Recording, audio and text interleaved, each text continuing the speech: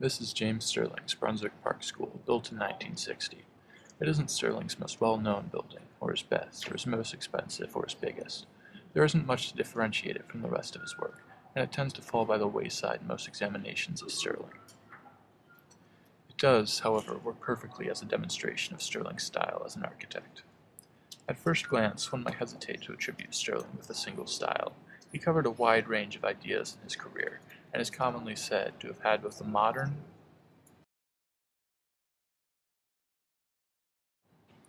and a postmodern stage. All of these buildings, however, have two unifying factors tying them all together. First, they're derivative of older architecture in some way, and second, they all reflect the modern thinking that form should reflect function instead of hiding it.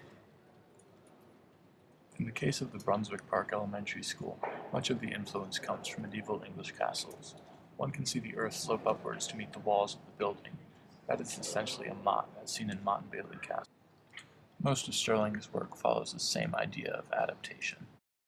The second unifying quality of Stirling's work is the modernist idea that form should follow function. In the case of the Brunswick School, this is shown by the very obvious supporting struts within the dining hall, by the way the corners of the window wall are exposed and visible, by the way that the load-bearing walls are clearly identifiable. This is Stirling. Here is Stirling's Ham Common, his first building. One can see the influence of Le Corbusier's maison Niall in the L-shaped windows and the materials used, brick and concrete. One can also see modern elements in Ham Common. First of all, the structure of the building, brick load-bearing walls with concrete floors, is apparent from the outside. Then one can also differentiate between different units instead of a long, uniform facade. Shortly after Ham Common, Stirling had his breakthrough, the engineering department at Leicester. It was a critical building, but it still followed the same pattern of derivation. Stirling steals ideas of volume from Corbusier and Melnikov, and his tower from Frank Lloyd Wright. One can also see the use of modern principles. There's the materials used, brick and tile and glass, which are local and functional. There's the way the roof is angled to face north, even though the building itself can't due to space constraints. There's the way the central stair shaft tapers as it rises, giving more access to lower levels because they receive more traffic. After Leicester, Stirling progresses on fairly steadily with his career. He follows his success at Leicester with the History Faculty Building at Cambridge and the Florey Residential Building at Oxford. These are Stirling's Red Trilogy.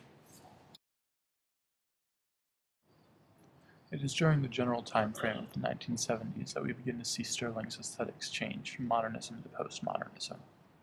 However, he never really changes his fundamental beliefs about architecture.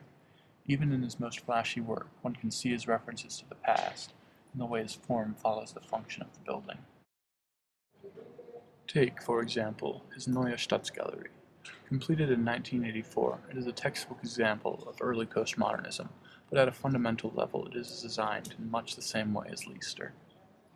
First of all, Stirling continues to reference older architecture.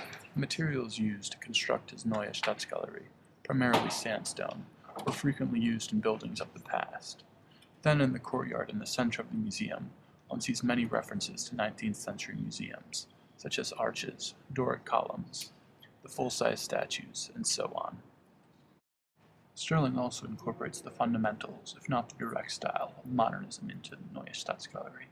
He uses pink and blue steel to show the progression of the museum. The museum is a path, and Stirling uses color to guide visitors through the building. In this way, the form, pink and blue railings, is entirely functional. One can see that Stirling never really abandons his underlying assumptions about architecture. He keeps his basic principles, even through a stylistic shift to postmodernism. After the Neue Staatsgalerie, Stirling goes on to design several more buildings, many international, up until the early 90s. However, he does come back to Britain for his final project. Although completed posthumously, Stirling's #1 Poultry is a good summary of his career and his influence.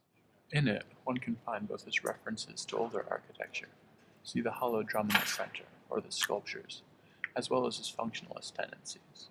See how the outside reflects the shape of the rooms inside, and the green roof. There was a lot of journey between the Brunswick Park School and number 1 Poultry, a lot of experimentation and mistakes and discoveries.